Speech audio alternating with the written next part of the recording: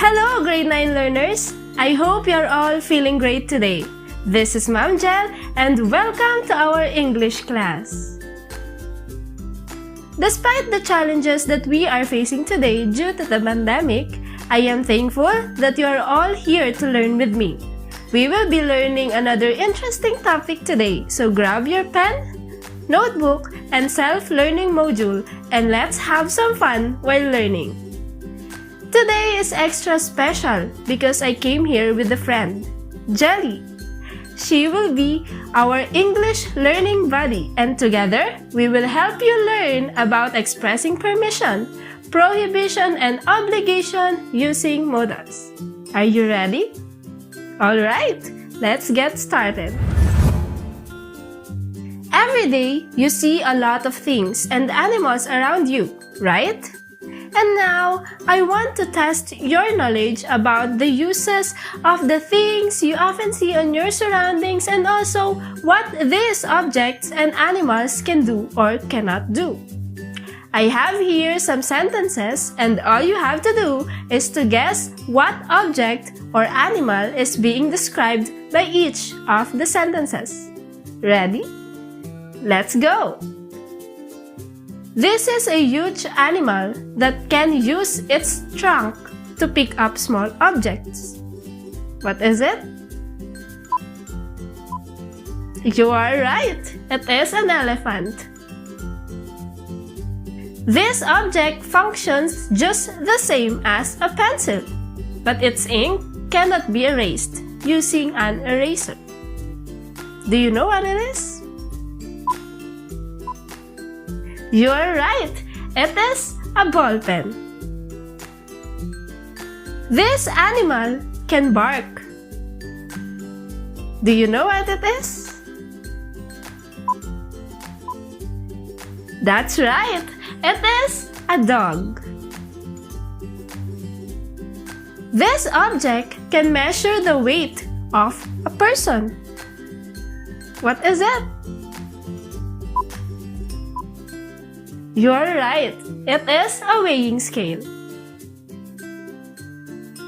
This animal may not survive without eating bamboo leaves, shoots, or stems.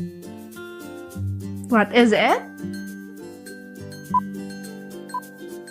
That's right. It is a panda. You did great, my dear students. Now, going back to the sentences a while ago, what do these statements have in common?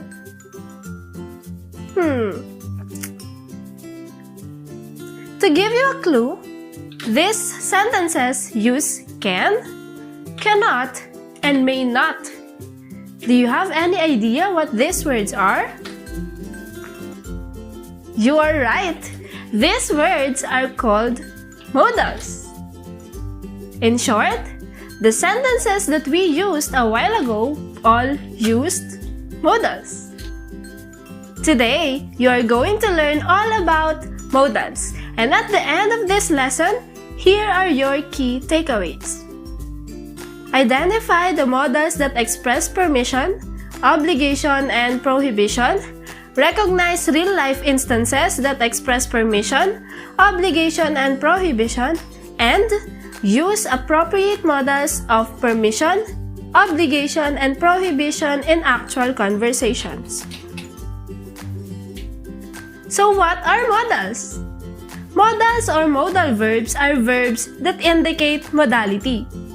These modalities are permission, likelihood, ability, obligation, request, capacity, prohibition, suggestion, order, or advice. Given these modalities, we can say that modals are quite tricky.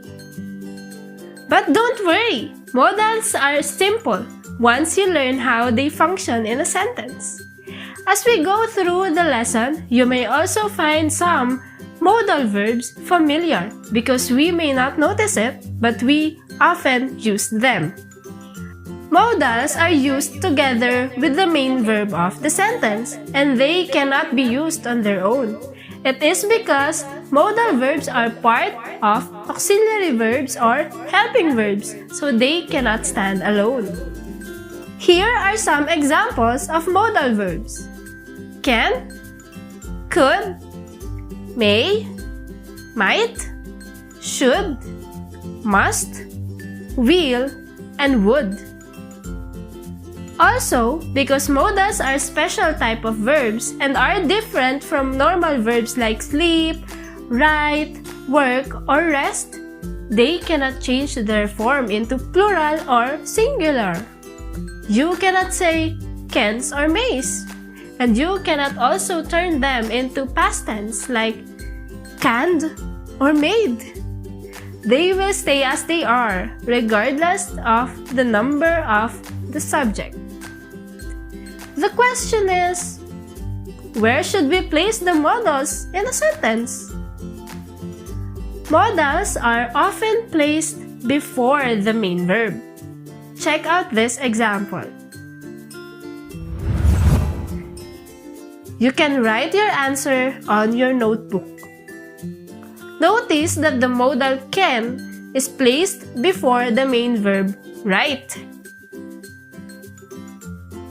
Again, modals are often placed before the main verb, but not all the time, because their position changes when the sentence is interrogative or in the form of a question, just like this sentence.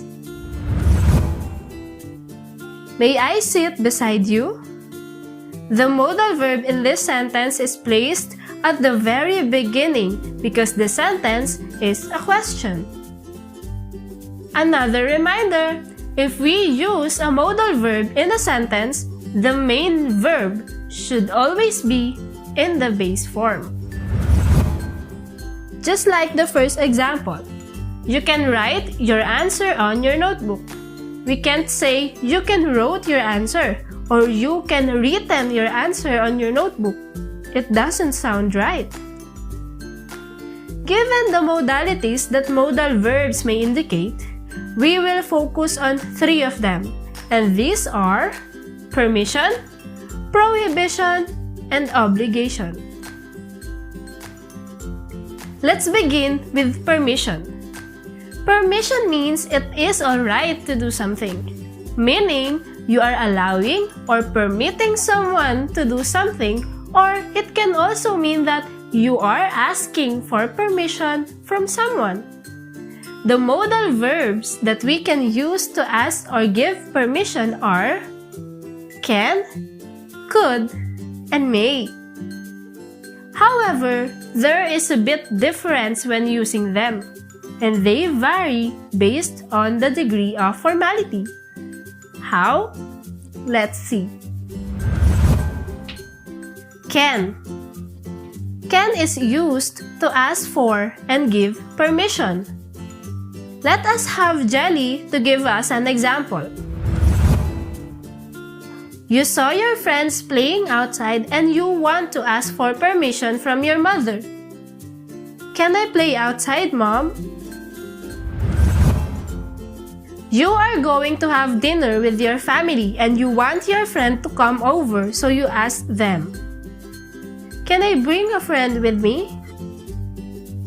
From the examples, you can notice that can is used when we are talking to the person we are familiar with and it is less polite. On the other hand, the modal verb could is more formal or polite. It is also used to ask for permission, but do not expect too much because that permission may not be given to you. On the first day of school, you want to go to the library, but you don't know which way to go. So you ask someone, Could you tell me the way to the library? Notice that using could sounds more polite than can, right? Could is also used to express that someone is allowed to do something in the past, but not now in the present. Just like this example. Your mother is telling you about things that happened to her before.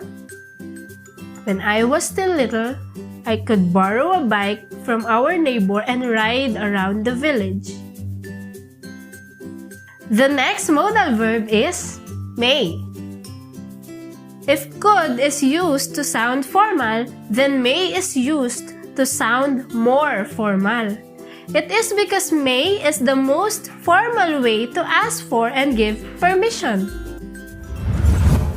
You arrived at a restaurant and upon finding a place to sit, a waiter approached your table. May I take your order, ma'am?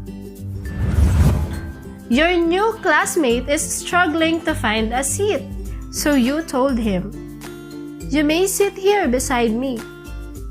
Notice that the sentences sound polite because of the modal may. It is also used to show respect when you are talking to someone.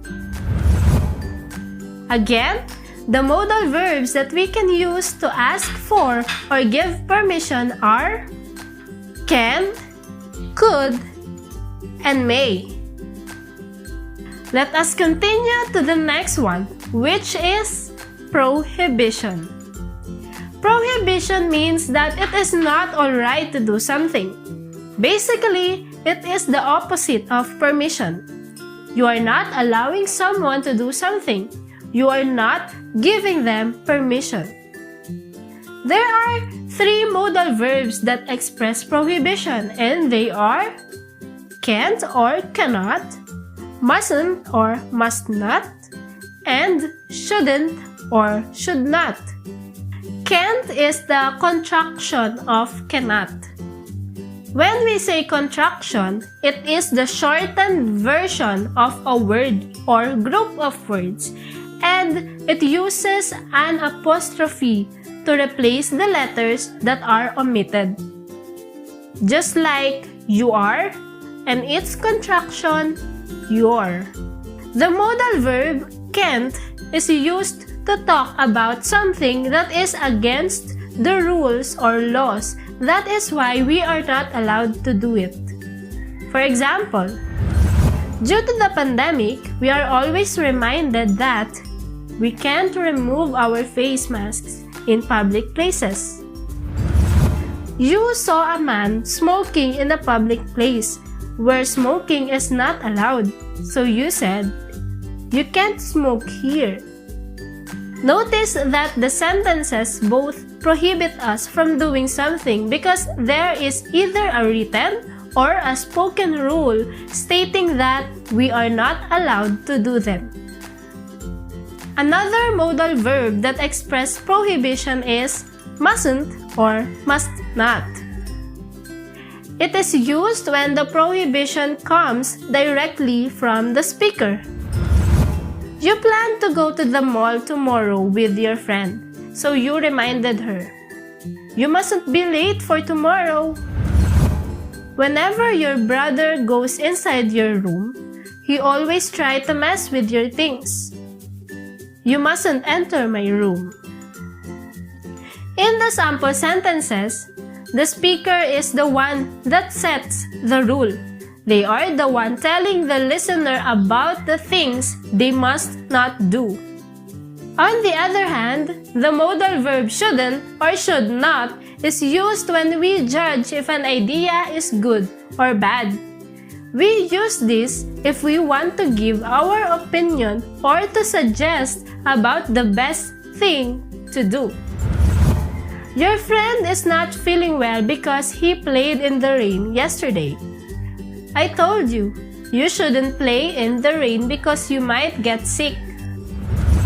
You always wake up late, so your mother tell you, you shouldn't stay up late. Shouldn't also serves as a reminder that we should not do something because it may result in something bad. So again, the modals that express prohibition are can't, mustn't, and shouldn't. We are slowly filling in our table. So to complete it, let us proceed to the modals that indicate obligation. Obligation means that something is necessary or needed. This means that we are obliged to do something whether we like it or not, because it is our obligation. In expressing obligation, we have 4 modal verbs: must, have to, should, and ought to. Let us begin with the first 2 modals. Must and have to. Must and have to express a firm obligation or necessity. Must is used when the speaker thinks that something is necessary. For example, you are studying hard for your exams. I must review my notes in order to ace the exams. In this sentence, you are obliging yourself to review because it is necessary. Whereas, have to is used when the obligation comes from other people. Take a look at this example. You borrowed books from the school library and before going out, the librarian told you, you have to return the books after a week. In this example, your obligation to return the books came from the librarian. The last 2 modals that express obligation are should and ought to. Should and ought to both express obligation or advice. However, they vary in usage. Should is used to give recommendations or advice, and it is less formal. Let's have this example. Your mother is trying to find the best restaurant with the best meal, and because you know one, you said, Mom, we should visit this restaurant. You may notice that should is normally used when we are talking to someone we are familiar with. On the other hand, ought to is more formal and it also expresses moral obligation. For example, your brother will be out of town because he has some things to deal with. So you reminded him, you ought to call Mom when you arrive there. Another thing, ought to usually doesn't have a negative form, so it is used as it is. Again, the modals that are used to express obligation are must, have to, should, and ought to. Our table is complete now. Congratulations, learners! Let's now have a recap of what we have learned today. The modal verbs that express permission are can, could, and may. The modal verbs that express prohibition are can't, mustn't, and shouldn't. And lastly, the modal verbs that express obligation are must, have to, should, and ought to. That was such a long ride, but I am sure that you are all ready to answer our activities. Remember Jelly, the learning buddy? I am sure you also want to have a learning buddy with you, right? Then I will give you 1 or even 2. All you have to do is to answer our learning tasks, and if you get a perfect score, you will have Jelly's friends as your buddies. Are you ready? Let's start. For the first activity, you will choose the modal that best complete each sentence. You only have to write the letter of your answer. I will give you 5 seconds for each item.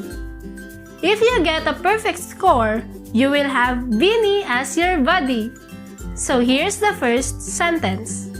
As responsible students, we blank, finish, and submit the given tasks on time. Letter A, can. Letter B, has to. Letter C, have to. Or letter D, should.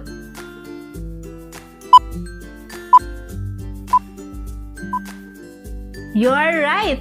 The answer is C, have to. It is because the obligation came directly from other people. Number 2. You blank talk when your mouth is full. Letter A, cannot. Letter B, may not. Letter C, must not. Or letter D, should not.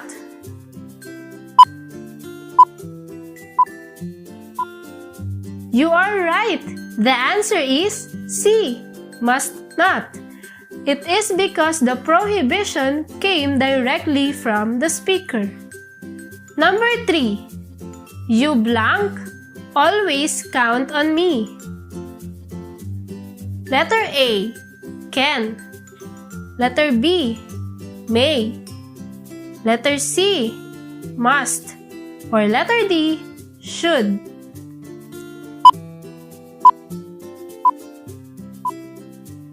You are right. The correct answer is letter A, can.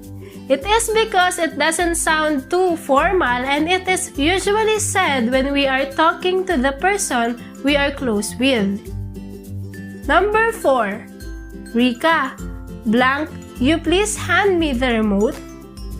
Letter A, can. Letter B, may. Letter C, must. Or letter D, should.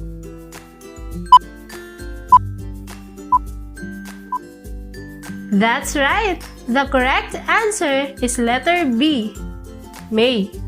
It is because you are asking someone to do something, so you have to be polite. Number 5. I think you blank buy that shirt. The printed design suits your personality. A, has to. B, have to. C, ought to. Or D, should.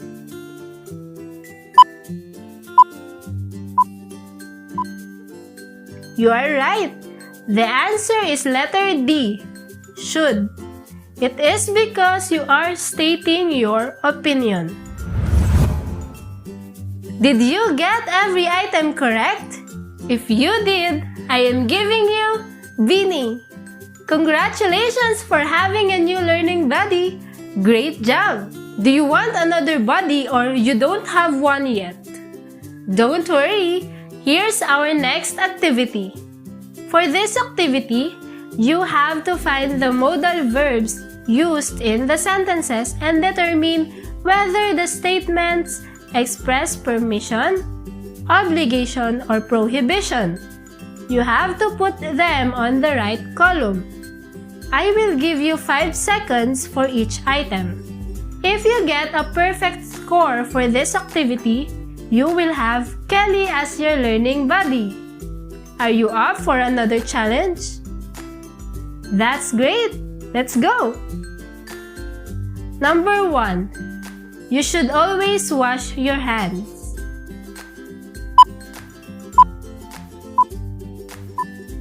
You are right! The modal verb that is used in this sentence is should, and it expresses obligation. Number 2. Children ages 15 and below should not go outside.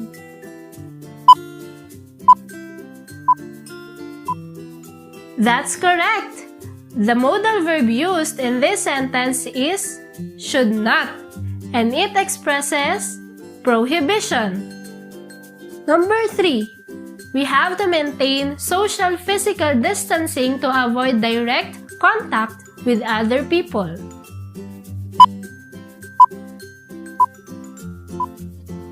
That's right! The modal verb used in this sentence is have to, and it expresses obligation. You are doing great, students! Now let's continue. Number 4. May I have a glass of water?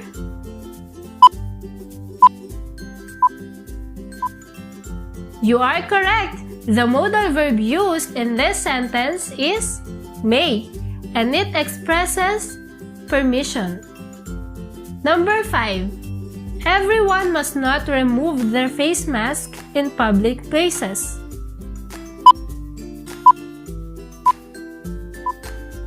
You are right. The modal verb used in this sentence is must not, and it expresses prohibition. And for the last number, number 6. Can I donate my old clothes to people in need?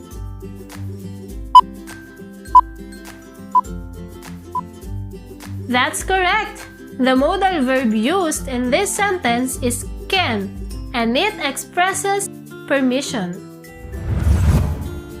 You did great, learners, and because of that, here is Kelly, your new learning buddy. Thank you and congratulations for making it this far, awesome learners. It is now time for your assignment. Please refer to your self-learning module or don't forget to take a photo of this task. Create a sentence using the modal and the verb given for each item. Write your sentences on your notebook. Let's see if you will have another learning buddy next time. Thank you for staying with me until the end. Once again, I am Teacher Jel and this is our learning buddy, Jelly. See you again next episode for another exciting topic. Always remember what Ralph Coster quoted. Fun is just another word for learning. Bye!